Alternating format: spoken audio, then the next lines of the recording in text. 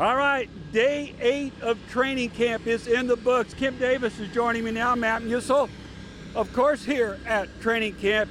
I liked Lovie Smith. He gets to the microphone today and goes, wait a minute, what day is this of training camp? What can I tell y'all? Okay, just ask me questions, right? Because he opens up every day with kind of a statement. He's like, listen, what you want to know? I'll tell you. I like that. It's like he's a little dizzy over all of these days also. So day 8, what did we see in day 8? Well, we saw about the same that we have seen. I thought he made the good comment. He said, someone asked him, who in particular is sticking out? You know, this is the reporters, that's one of our favorite things. Hey, who sticks out to you? And of course, teacher's pet, the coach's favorite, usually gets a little praise there, right? Lovey's like, I gotta be honest. Until these guys go through a play, until it's an actual preseason game, tackling and things of it, and they finish plays, then we'll know. What was your takeaway from today? So listen, I think the energy's good. Listen, I've liked Brevin Jordan a lot, right? We've liked him. And I also like Pharaoh Brown. I mean, I liked Pharaoh Brown last year, but he's a whole different guy this year. He's trimmed down. He said he's done some things in the offseason mentally and physically because this is the year that counts. He said, I'm great at blocking. I love blocking. I'm going to do that. But you make money when you catch passes. So I got to catch some balls. I like that. I like that. He's hungry. His mom was here shooting video of the news conference. He said what? He came in at 288. He's down to he's at 272. 277. He's at 262. Something like that. He's lost 15 pounds or so. And his body fat is down, and he's trying to get it down a little more. And he said he bought into the process. He's trusted the process.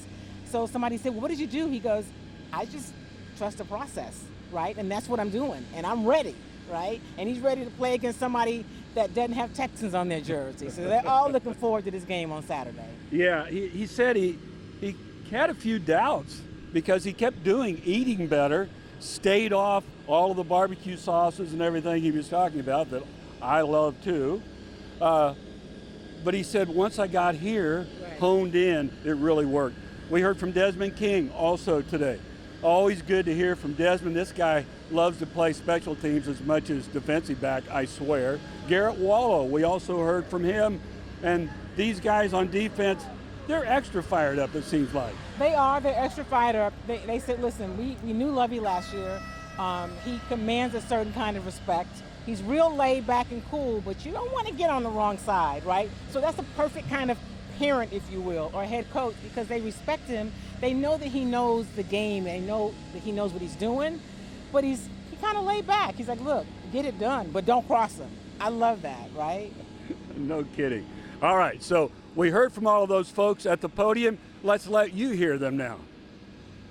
We have a plan for a few of our guys that are coming off injuries, and this is a scheduled day off for Derek, Justin, Britt, and a few others, but as you can see, the days we've asked him to play, he's performed well, getting better, learning, growing. Love what he's doing. We have legitimate competition, I feel like, at just about every position. So that, again, and what you want to see right now, no mentals, and the guys had their bodies in good shape to be able to perform once we get to New Orleans. So we like what I can't say that I'm disappointed in any position. The guys are getting themselves in position now to play and play well, but I know what to do.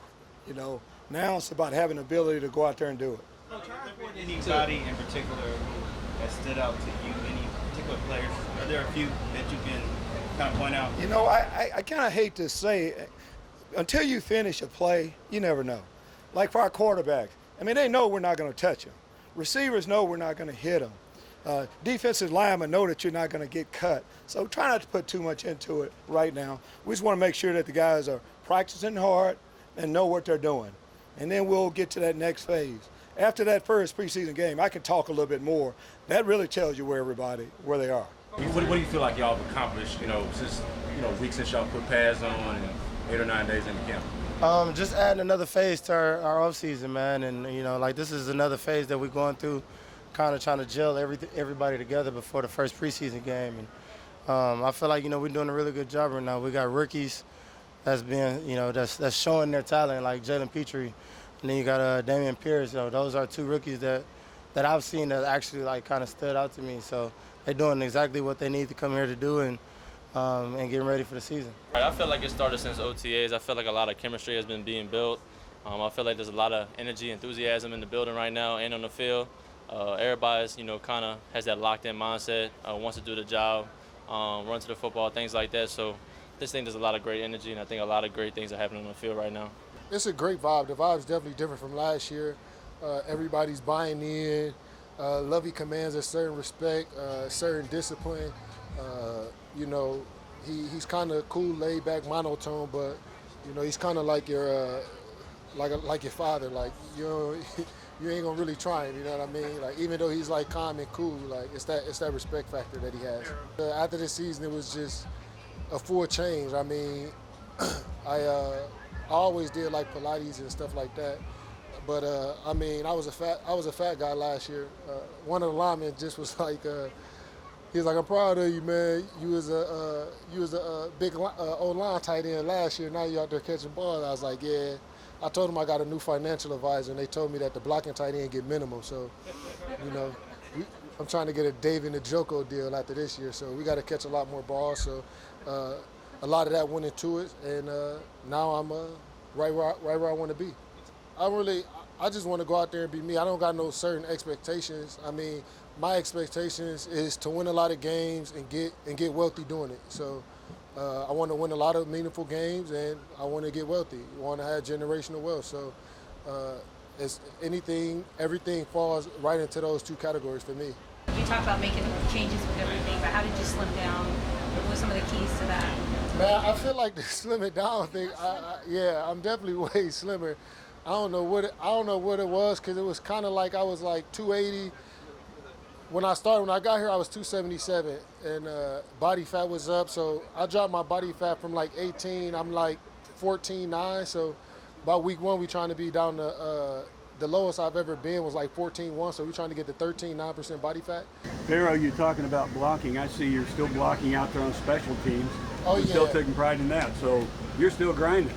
Oh, yeah, man. I never get too big. On the football field, I can do anything and everything.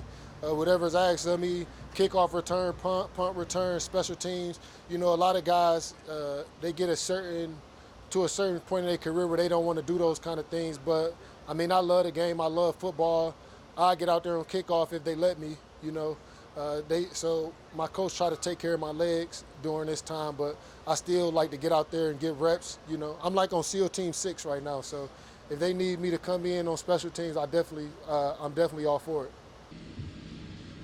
I just love the tone of everything going on in camp. I've loved it from day one. I continue to love what's going on here. And you spent a little time with Pharaoh Brown after the news conference. Yeah, I talked with him, got a chance to meet his mother, because it says it's important.